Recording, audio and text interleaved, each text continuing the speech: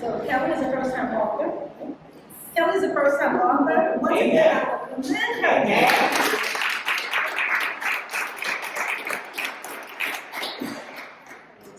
Yes. Okay.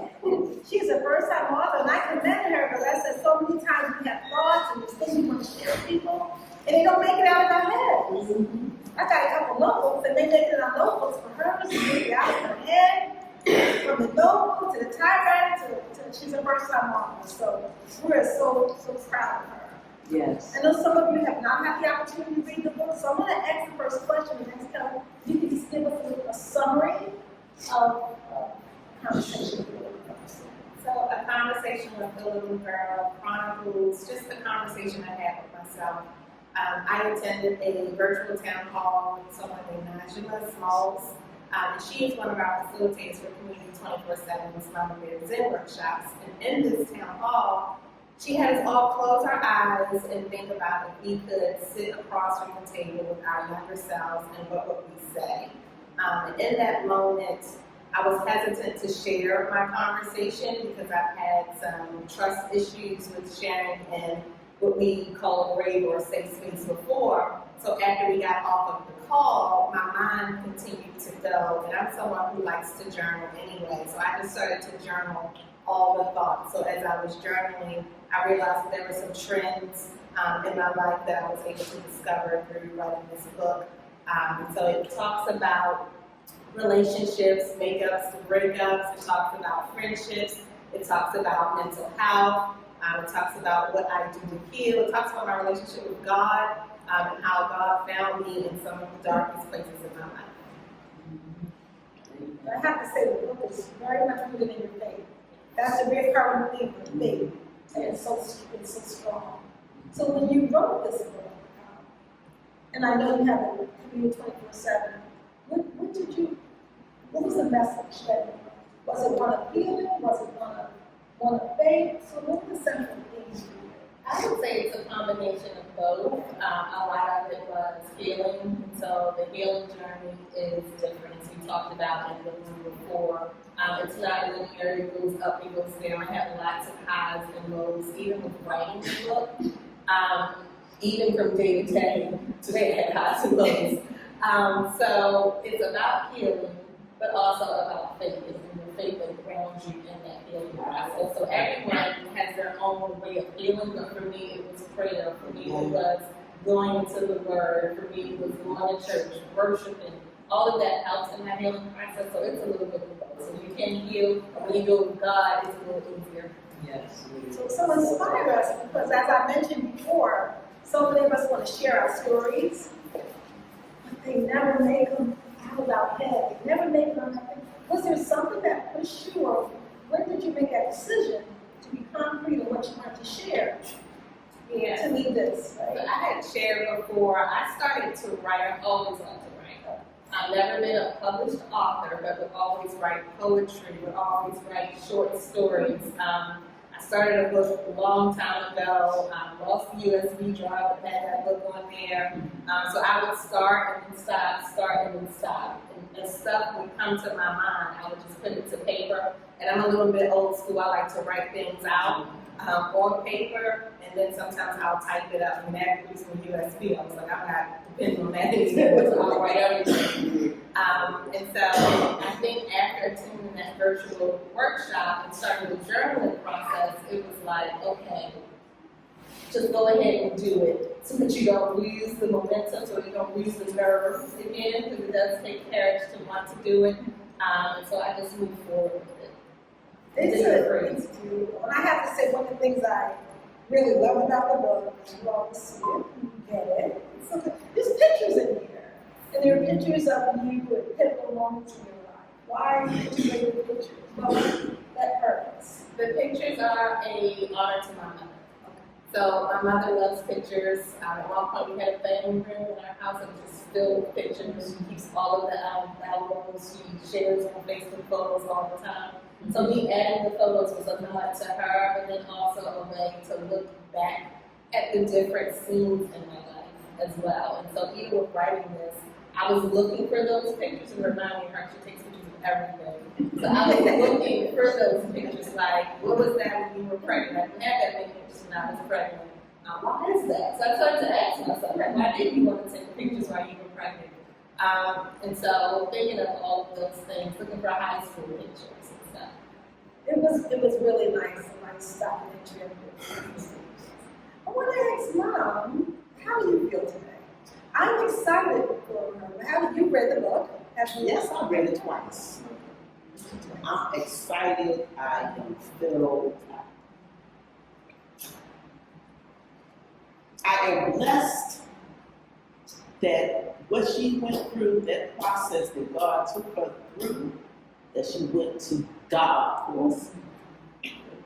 She went to God to find her answers, her comfort, her peace. She went to God.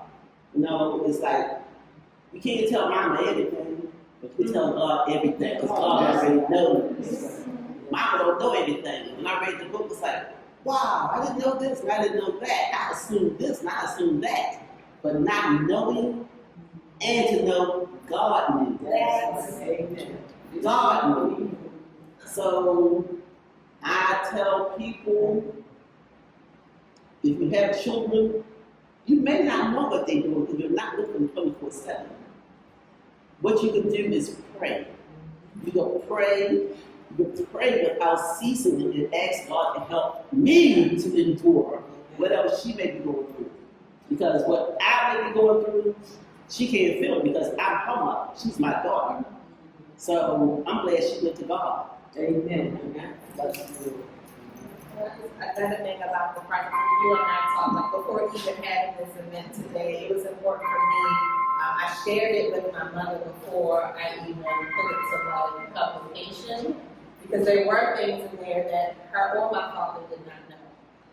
And so out of honor and respect for them, it was like, okay, I want you to read it. And then I got a printer's copy and I took it home for both of them to read it. And then I actually waited a few weeks, like, all right, in case there are any questions, again, it's such a process. Yeah, and for me, it's more so of a respect and an honor thing, to honor and respect my parents for who I come from. I understand that I'm not the perfect child, for them to be able to digest those things, and then wanting to have this intimate environment, because if I'm going to write something and put it out there, I'm going to have to stand on it, and I need my community around me to also stand with me.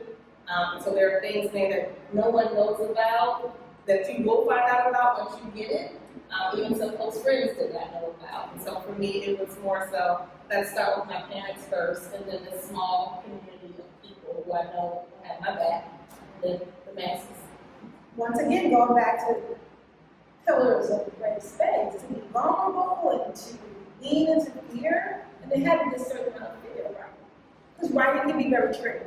We live in it very tricky. So that's, I will also say about the book, there was this theme of respect for parents. Okay? Respect for parents. So I hope you all got that. Mm-hmm. Dad, did you want to share anything about the book? Did you have any thoughts? Were you a little surprised? I read the first part of it, and I haven't seen the book since I was mother. Okay. Oh, yeah, I mean, like, We're gonna make sure you have your copy. Okay. I haven't, You're gonna get yep. You'll get your autograph. You get your autograph. I read it twice. She's supposed to share. She showed it to me, and I started reading it. I haven't seen it since. The book is oversized. And I read it, and then I started reading it. So it was just really a good book. So we're here in a space. It's out there. People can purchase it. So where do you? I feel like it was a part one, right? It really felt like a part one. This is where I'm at. This is, and I can take ownership of every decision that you made. And I appreciate that, but I thought it was part one. So is there a part two for you? Is there something you want to do with this message? Yeah. So I say that I ended it like to be continued because I'm only 43. And God willing, I have more life to live and more lessons to learn. There are some thoughts in mind to do a second part. I wanted to incorporate what I'm learning as I'm studying social work. So incorporate some of that from like a mental health standpoint as well. So yeah, that's an important opportunity. Is that where Community 247 was launched?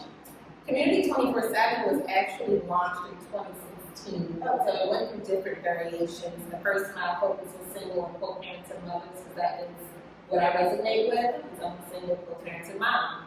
And then it wasn't until after I experienced the fire in 2021 where the mission of the organization kind of switched. So I wanted to help women who were going through hardship. And at a time, I had a lot going on in addition to the fire.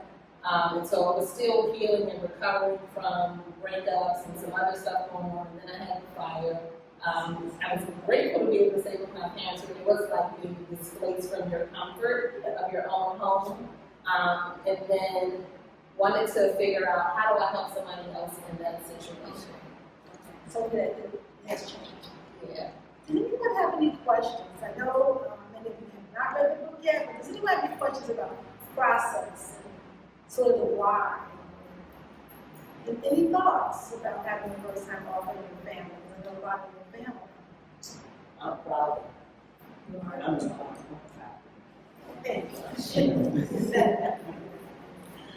But I know if she could do it, I could do it. Because I've already written like 13 chapters in my phone for a book for the titles that I gave there, Victims of Survival. So, yeah, I'll get together with that. Okay. And what is your name? Vanessa. Yeah, like, what would you say to Vanessa? She's got it. She's got 13 chapters. We got it. So just do it. Just do it. Just go with it. Just do it. And whoever gets it, gets it. Right? And so that's something that I had to overcome as well. And I talk about this in the book. And Marcus, you had kind of noted that it's like the perfectionism. That is not quite right. It's too short. I don't have enough. I'm only 43. All of that imposter syndrome talk I had to battle with, and I continue to battle with and heal from. So I would say just do it, because I'm really good at talking myself out of something. And so that's what I was trying not to do. I just continue to move forward and publish the book. So don't talk yourself out of it. Just go for it. Yes. As Kelly's oldest aunt, I just want to thank you for that book. I totally enjoyed it, and you have encouraged me to be transparent. Don't worry about what people say. Amen. Amen. Anything about you, be transparent for self-healing. Yes. And another thing, I'm also a writer, and I've written a newsletter for my church, and so much that I'm combining all of this stuff together for my book. And thanks to you, you have encouraged me to just be who I am. Amen. So thank you. And you have encouraged your mom. Because in the forward of the book, I spoke about starting and quitting. I quit a lot. So in 2011, when I lost my hair, I started a book that's still in my computer. But I haven't gone back to finish it. So she has encouraged me to go back. Hopefully it's still there. And the title is, I'm still me. I'm just free. I'm free. With all the depression that I had with my hair coming out with alopecia, and when I had long, beautiful black hair up to my shoulders when I was being raised and growing up, and then to lose it, I thought my beauty was in my hair. My beauty was in my heart, and God is in my heart. So for me right now, I go back to help women who are really struggling with the hair due to cancer, due to low self-esteem. I try to build them up because I've been to a place where I want to go back and help you, let you say, I'm me. And it's not my hair. That's right. It's not my hair. And things that I thought that I'd be able to do, which is in the book, I didn't know she was going to put it in the book. But things that I wanted to do when I was a child is coming into fruition. I am modeling now. I'm modeling for the Lord movement. I'm doing something that I always like fashion. So now God, after all these years, I'll be 70 years old in January. Right now, I'm modeling. I have two shows coming up, one in September and one in October. So God is not finished with me. He's not finished with Kelly. He's not finished with everybody in here. Everybody got a story, and everything is a process that He's taking all of us to do. Yes. So you encourage me, sweetie. And I'm gonna say, wake up every day, hair or no hair, and tell yourself, I know that's right. good morning, gorgeous. Before you put on your I say all the time. First I say, I look in the mirror and say, good morning, Kim. I look like my brother. He passed in 2013. And I say, good morning, Kim. I look like him before me. Yeah. But I'm good with it. I love it. Yeah. Sure. What's the one thing? Loving yourself? Yes. Yeah. God and me say. I'm proud of you. And you know what, as a parent, I mean, you should write a book about parenting. There's no book on parenting. Yes. You know, for the things that we have came through and you're still moving forward in your dash. You know, your dash starts somewhere, but you have ups and downs as we go along. But to let you know that I appreciate you finishing, and you know that, man, I always say, don't stop. Because once you start retraining or teaching y'all as y'all move up, don't give up, because you can't stop and then throw it on the side again, but you kept moving forward with it. And I'm proud of you for doing that. And my motto, my dad always told me, that's why you got a dad, and I'm a dad, and you have kids, and then it moves on. So when it goes down the line, what happened is training another athlete to be better. So in terms of maybe you may have thought that I was hard, I wasn't hard. I was just preparing you for where you're going to go. So I just don't want nobody in my family or my kids to quit. Because I didn't quit. So if I put my mind to start something, go to, you finish college, you got your master's. My other girls, she got a master's, BS. So I'm happy for that y'all with the 4 years out together, the opportunity to do that. Because some people didn't get a chance to do that. But when we was in the other room, I didn't tell you about the little boy because somebody had told me when I was a kid, I was shocked. Nobody knew I was shocked. You can't tell that now.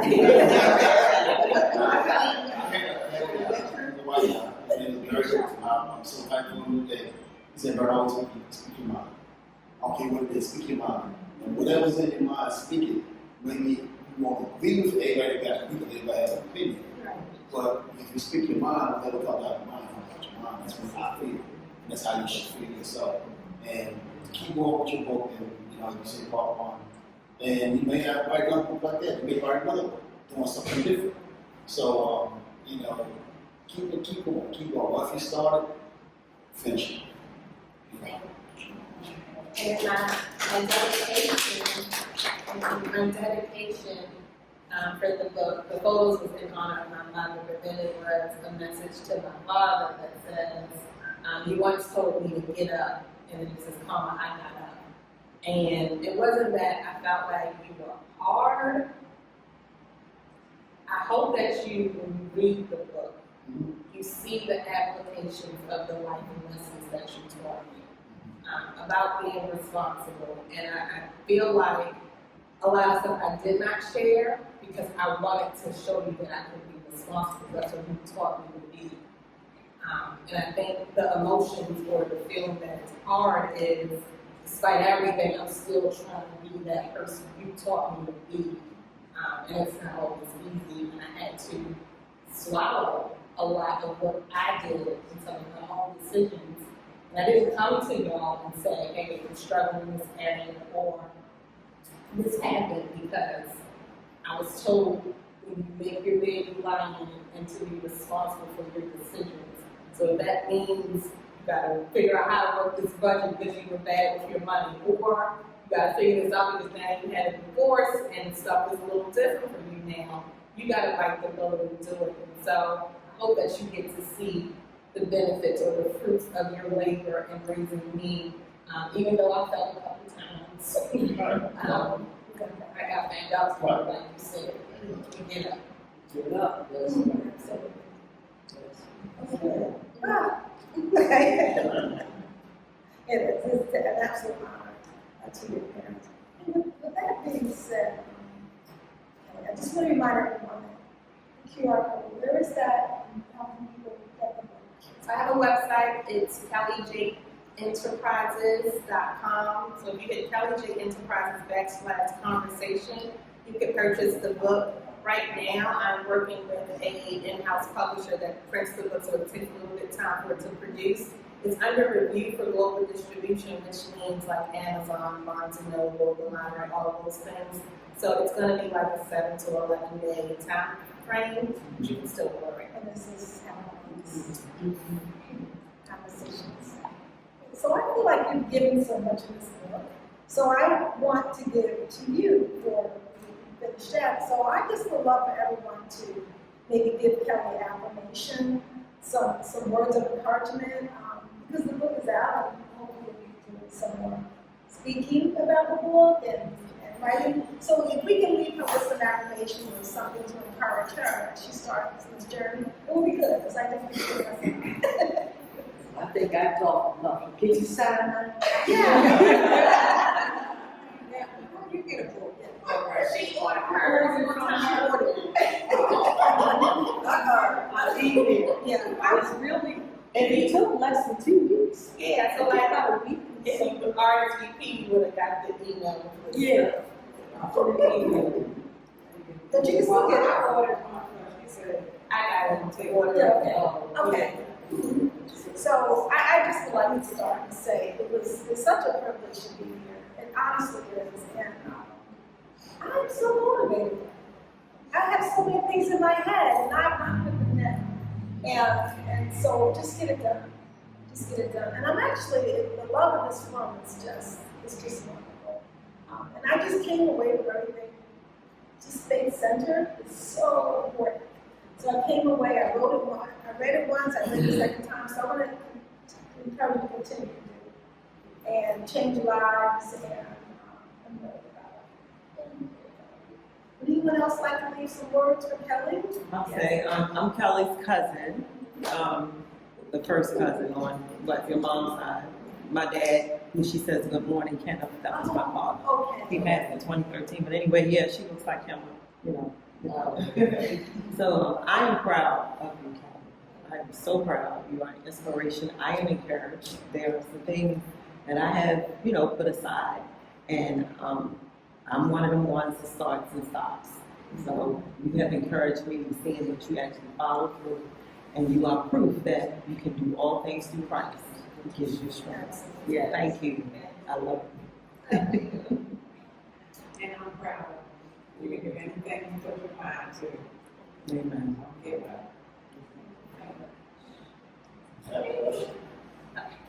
Is that on your vision board? Oh, The book? I mean, you have some, I tell people about a vision board. Is that on your vision board? Oh, that's a great question. It's funny, in the condo that I lived in, I had scriptures from discipleship on there for me to memorize. And then I also had a sheet of paper, and one of the things was I had another $10,000 savings goal. So for me, it was like, let's start with $5,000. You did that, okay, then you give me $10,000. So I had that on my list. And then I had write the book, Where is the Lie, was going to be the original title. And then I think I had it was regularly scheduled massages on there, something for me. Yeah. And then about a purse, another something for me. And I got this from Pinterest. There was like this little vision board thing. It was just giving you examples that says, let's add stuff in there that's kind of like a stretch goal, but then add some stuff in there just for you. Oh, okay. So was the book a stretch goal? The book, you could say it was a stretch goal. Okay. Yeah. Okay. That's great. Yes. Hi, everybody. I'm Morgan. I'm one of Kelly's friends. We were roommates in college. Oh, goodness, that's so wonderful. So I was really proud of Kelly. We've been friends since freshman year of college, and I stayed really close friends. I had a baby just last year. I'm 43 beside her. But just had my first child, and really admire, what kind of mother you've been. And, you know, I know your family, you know, your parents are a lot, your mine in a lot of ways, your dad, in a lot of ways, you know, tough love. And I think a part of that is why we are where we are. And I just admire your braveness for writing this book. It takes a lot of courage to kind of put yourself out there for others to learn from. But, you know, from the career to the education, starting businesses, and, you know, like you said, we all fall down, and you just always get up so gracefully. You know, it always amuses me, and I'm proud of it. So keep going. I know I don't have to say that to you, but keep going with all this. So do your thing, and we'll talk soon.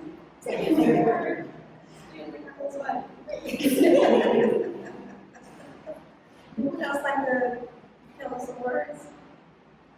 Just proud of my little big sister. I'm just glad that you're able to get the healing that you need from the process that you're going through. And thank God for you. For looking after me.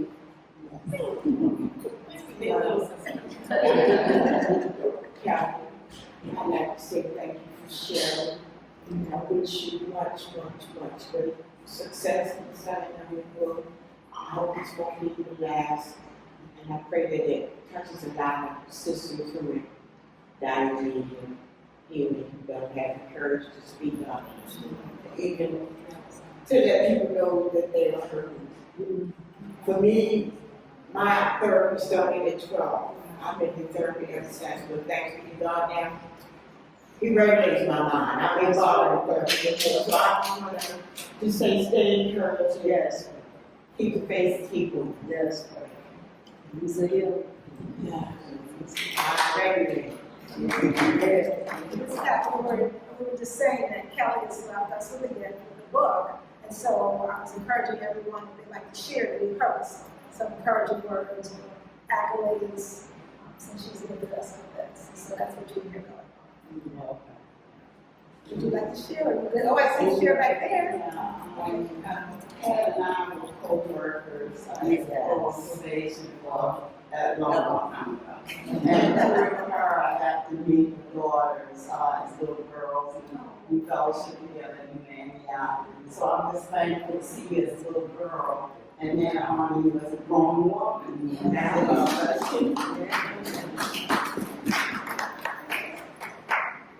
Any parting words, Kelly, as we kind of get ready to wrap up? I just thank you all for coming and being a part of my support system. It really means a lot to me to even have healing, safe, and brave spaces. That is paramount to my healing, to my success. I know how to go to God, I know how to pray, I know how to read word, but you still need that connection. And so I thank you all for being a part of my connection, a part of my community. It really means a lot to even have your support, whether you purchase the book, whether you share it on your social media channels. Thank my mother for her support, coming in, dancing. We had a little thing outside. We was about to be about it outside here. My father left the room, but I do thank him for his strong hand. It's not always understood, and I feel like through writing this book, I'm able to see different perspectives. And I know my daughter's only 15, I still got a lot to go with her, but I'm able to see different perspectives of my parents and then of myself.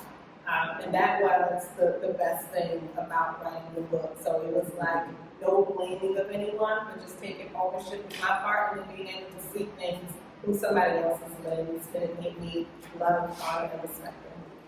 So since I missed the part about encouraging her, I would like to encourage you, as I told you, when others read that book, don't worry about what they say, they feel, what they think.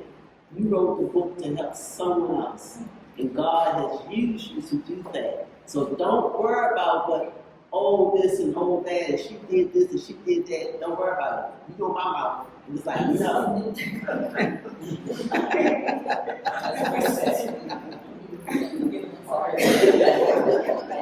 That's how my parents are.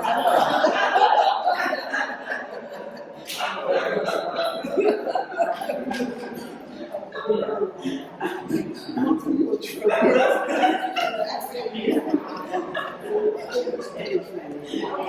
so I want to flip the script a little bit and do the icebreaker questions for all of us in there. So I'm going to do the icebreaker questions for you.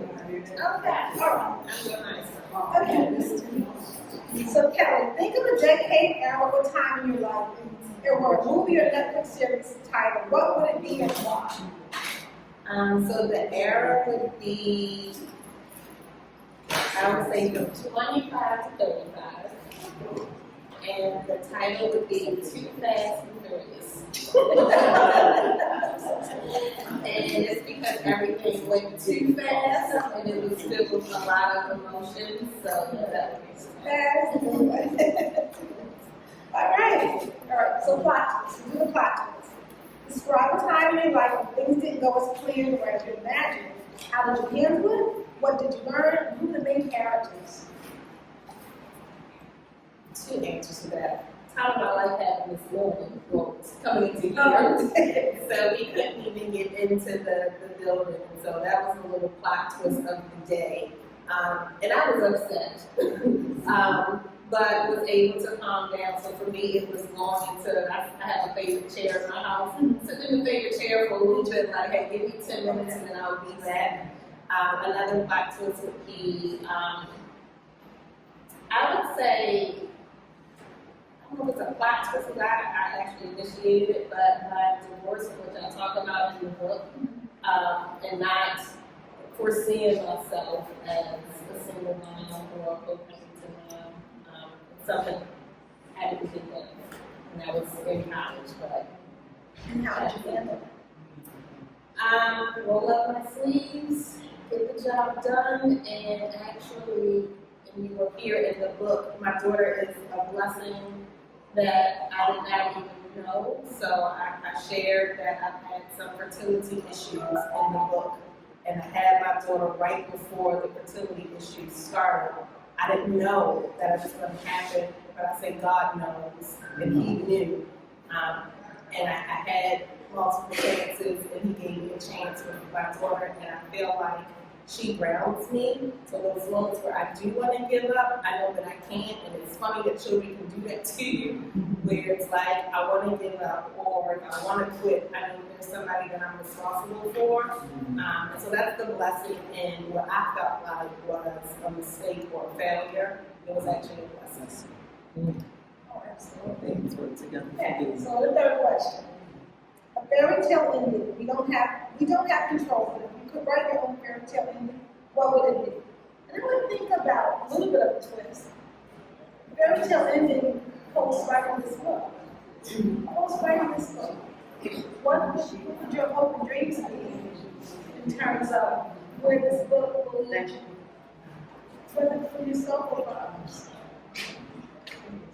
I think it's probably more so for others that they would begin their own healing journey, whatever that looks like. At the end of the book, there's like blank pages for you to start your own conversation. And so that's why I wanted to leave it like that, because I want to take what I've done and pass it on to someone else to do it however it feels for them. That's why it's a blank page for you to write your own journey based off of your own experience. It's not me describing to you what it should look like. It's more so, here's an invitation for you to have your own healing journey as well. Right, so that people would maybe accept the invitation. Yes. It all begins with us being in the room, whether we're talking or not, and being in the space and sharing the space. Definitely stay with that. Thank you. Okay. Thank you, everyone, for participating.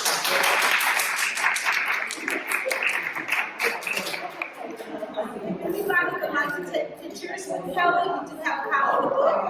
So you can take a picture of her holding the book to have.